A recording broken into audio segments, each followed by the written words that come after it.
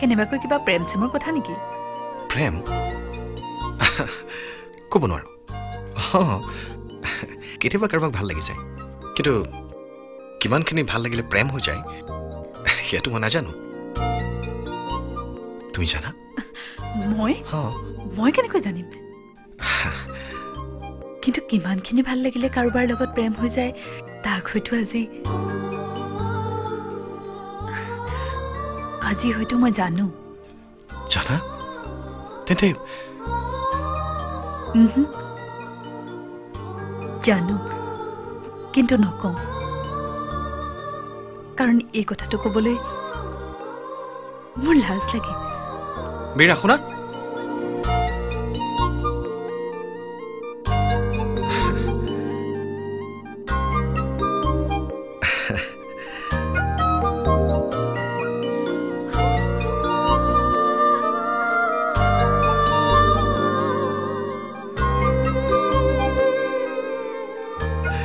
ক'ব নোৱাৰো। কেতিয়াবা কাৰোবাক ভাল লাগি যায়, কিন্তু কিমানখিনি ভাল লাগিলে প্ৰেম হৈ যায় সেইটো মই নাজানো। তুমি জানা? মই কেনেকৈ জানিম? কিন্তু কিমানখিনি ভাল লাগিলে কাৰোবাৰ লগত প্ৰেম হৈ যায় তাক হয়তো আজি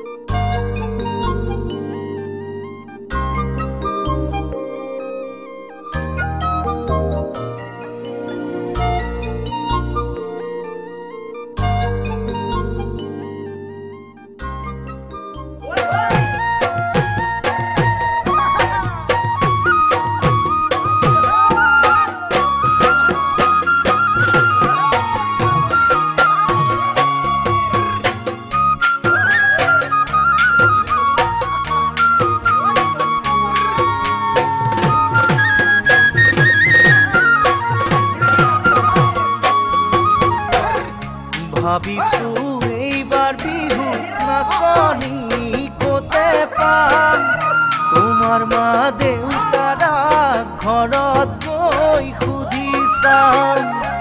ভাবিছো বিহু বুলি উপহাৰ কিনো দিম, পাহাৰ বগাই বগাই কপৌ ফুল আনি দিম।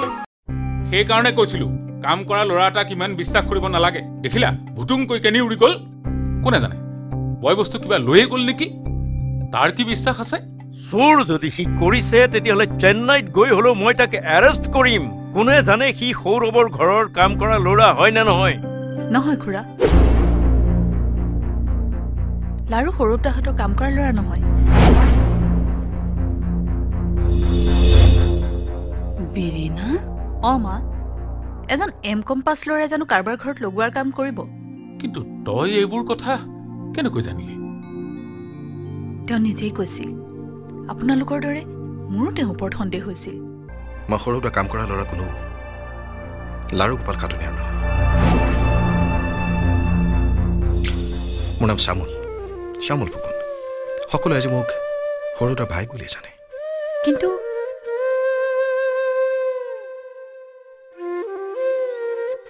তোমালোকৰ বৰদেউতাই এবাৰ এটা অনাথ শিশুক ফুটপাথৰ পৰা বুটলি নি ঘৰত আশ্ৰয় দিছিল। শিক্ষা দীক্ষাৰ উপযুক্ত কৰি নিজৰ নাম দিছিল। তেওঁ ল'ৰাই সেই শিশুটোক নিজৰ ভায়েকৰ স্থান দিছিল, আৰু সেই অনাথ শিশুটিয়ে তেন্তে নিজৰ পৰিচয় গোপন কৰি? গোপন নহয়, মই মাত্ৰ দৰেদাহঁতৰ গোচৰ পৰা চাব খুজিছিলো আজিও সৰুতাৰ প্ৰতি তেওঁলোকৰ অন্তৰত মৰম আছেনে নাই। দেউতাৰ শেষ ইচ্ছা আছিল এই ঘৰটোত যেন দৰেদাহঁতে মিলাপ্ৰীতিৰ বাস কৰে। ইয়াৰ লগত আমাৰ একমাত্ৰ সম্বন্ধ আছিল নিত্যানন্দ কলিতা ছাৰৰ পৰা আমি সকলো খবৰ পাওঁ। কথা আছিল দৰেদাহঁতে যদি নিজৰ মাজৰ সম্বন্ধ ঠিক কৰিব পাৰে তেন্তে সৰুতাও আহিব, আৰু নহ'লে চিৰদিনৰ বাবে ঘৰটোৰ কথা পাহৰি যাব। কিন্তু ঘৰটো কাঢ়ি লোৱাৰ কথাটো কেতিয়াও ভবাও নাছিল। সেয়ে সৰুতাৰ আশা পূৰণ কৰিবলৈ মই লাৰুৰ ভূমিকা ললো। দৰেদাহঁতক শুদ্ধ পথ দেখুৱাবলৈ মই অসত্য আশ্ৰয় ললো। আৰু কালি কালি কালি দদাইদেউহঁতৰ চকুত চকুলো দেখি বুজিলোঁ সৌৰভদা এতিয়া আহিব পাৰে জানাইতো তোমালোকৰ বাহিৰে তোৰ আপোন বুলিবলৈ কোনো নাই আৰু কি মই সৌৰভদাক কৈছোঁ দদাইদেউহঁতৰ মনৰ দাপোনত অলপ ধূলি পৰিছিল সি নিজৰ প্ৰতিবিম্ব ভালকৈ দেখা নাছিল মই মাত্ৰ ধূলিখিনিহে চাফা কৰি দিলোঁ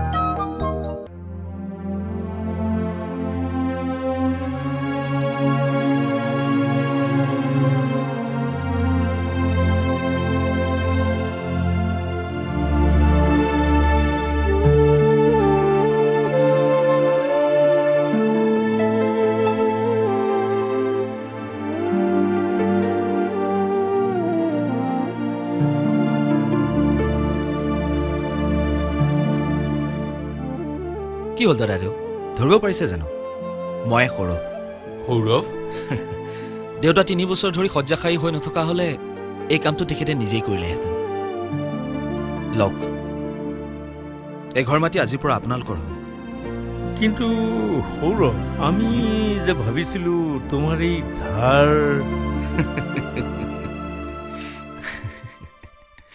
তোমাৰ নহয় সৰুখুৰা তোৰ আৰু ধাৰটো শোধ কৰিবই লাগিব